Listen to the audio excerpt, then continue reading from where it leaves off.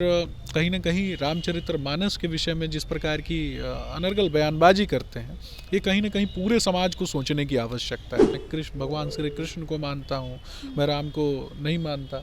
तो इस अब नौवीं फेल लोगों से आप किस प्रकार की उम्मीद कर सकते हैं कि जिस दिन ये लोग हज यात्रा के लिए जब फ्री सुविधाएं मुहैया कराते थे, जब इफ्तार करवाते थे, भिन्न धर्मों को मानने वाले लोग हैं, कहीं न कहीं श्री राम उनके आदर्श हैं।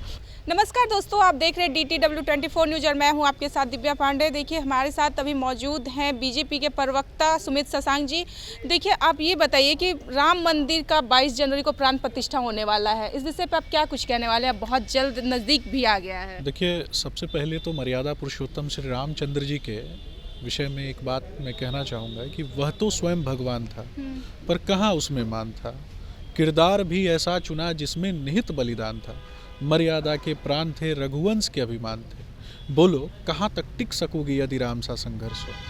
तो मर्यादा पुरुषोत्तम श्री रामचंद्र जी एक संघर्षों की एक ऐसी कहानी है जो इस भारतवर्ष की नींव में बसे हुए हैं और कहीं ना कहीं हमारे सनातन आदर्श परंपरा में अगर कोई प्रारंभ होता है तो श्री राम के नाम से ही होता है।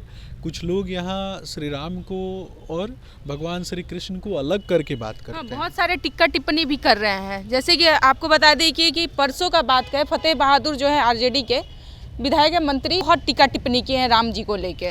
देखिए, जिन लोगों की मानसिक रूप से जो लोग मानसिक रूप से विक्षिप्त हो चुके हैं, जो लोग मानसिक रूप से कहीं ना कहीं कुंठित हो चुके हैं और कुंठित विचारधारा से ग्रसित हैं, इस प्रकार के लोगों को जवाब तो उनके परिवार के लोग ही दे सकते हैं और उनके परिवार के लोग भी उन्हें उनकी औकात जो है वो बताते ही होंगे। कहीं ना कहीं ये राजनीतिक तुष्टीकरण के नाम पर और कहीं ना कहीं कुछ लोगों के तुष्टीकरण के नाम पर ये जिस प्रकार से समाज के प्रणेता के विषय में और कहीं ना कहीं रामचरितमानस के विषय में जिस प्रकार की अनर्गल बयानबाजी करते हैं, ये कहीं ना कहीं पूरे समाज को सोचने की आवश्यकता है। मैं सिर्फ इतना बोलूँगा कि अभी एक और नेता का बयान सुन रहा था मैं आरजेडी के, वो कह रहे थे कि मैं भगवान श्री कृष्ण को मानता हूँ, मैं राम को नहीं मानता। तो इस प्रकार के जो लोग हैं उन्हें समझना चाहिए राम अर्थात राधा और माधव, तो जिसमें राधा और माधव दोनों निहित हैं वही तो श्री राम है। श्री रामचंद्र जी संघर्षों की एक कहानी है। अब नौवीं फेल लोगों से आप किस प्रकार की उम्मीद कर सकते हैं? और कहीं ना कहीं अगर इस प्रकार के लोगों ने अपने जैसे लोगों का एक समूह एकत्रित किया है, बिहार के बच्चों के भविष्य को और सपनों को समाप्त करने का कार्य किया है, कहीं ना कहीं चरवाहा विद्यालय तक ही सीमित करने का कार्य कर दिया है बिहार के लोगों के भविष्य को। एक काल खंड में आपने देखा होगा कि ऋग वैदिक काल, उत्तर वैदिक काल, 16 महाजनपद काल, तो इन सभी कालों में आपने देखा होगा कि लोकतंत्र की जननी रहा बिहार।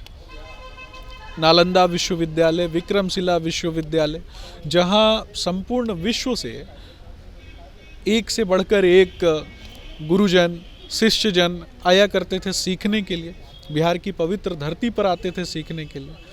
महात्मा बुद्ध, महावीर, इस प्रकार के प्रणेताओं की जननी रहा बिहार। राष्ट्र कवि रामधारी सिंह दिनकर की जननी है बिहार। तो कहीं ना कहीं इसको अपमानित कराने का कार्य, बिहार के बच्चों को गुरुओं से लेकर के एक लेबर सप्लाई राज्य के रूप में बदल देने का कार्य जो है यहाँ के नीति निर्माणकर्ताओं ने किया।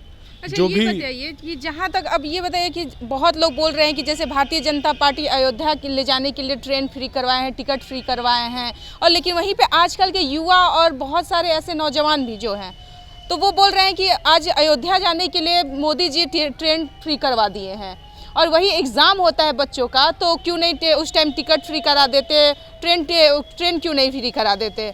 देखिए, मैं आपको एक चीज़ और बताऊंगा। जब ये सवाल आज उठ रहा है और ये सवाल इस प्रकार के लोग ही उठाते हैं, लेकिन इन लोगों से मैं पूछना चाहता हूं कि जिस दिन ये लोग हज यात्रा के लिए जब फ्री सुविधाएं मुहैया कराते थे, जब इफ्तार करवाते थे और बिहार के बच्चों को, जो लोग एक धर्म से संबंधित नहीं हैं, उन्हें भी मजबूरन छुट्टियों पर जाना पड़ता था, तो इस पर तो कभी सवाल नहीं उठे। श्री राम के आदर्श कहीं ना कहीं हमारे लिए प्रेरणा का स्रोत हैं। और संपूर्ण देशवासी अगर मर्यादा पुरुषोत्तम श्री राम के आदर्शों का अनुसरण करते हैं तो इसमें गलत क्या है। आपने देखा होगा कि IIM के कोर्स में गीता पढ़ाई जाती है। क्यों पढ़ाई जाती है? क्या इसका कोई महत्व है क्या? तो ये समझने की आवश्यकता है कि इसका महत्व हमारे दैनिक जीवनचर्या पर है और कहीं ना कहीं हमारे आदर्शों पर है, विचारों पर है। और जब तक हमारे विचार और संस्कार उज्जवल नहीं होंगे, उन्नत नहीं होंगे, तब तक हमारे बच्चे, हमारे बिहार के युवा साथी अथवा संपूर्ण देश में रहने वाले 100 करोड़ से भी ज़्यादा जो हिंदू सनातन संस्कृति और मान्यताओं को मानने वाले लोग हैं, और इसके अलावा भी जो विभिन्न धर्मों को मानने वाले लोग हैं, कहीं ना कहीं श्री राम उनके आदर्श हैं।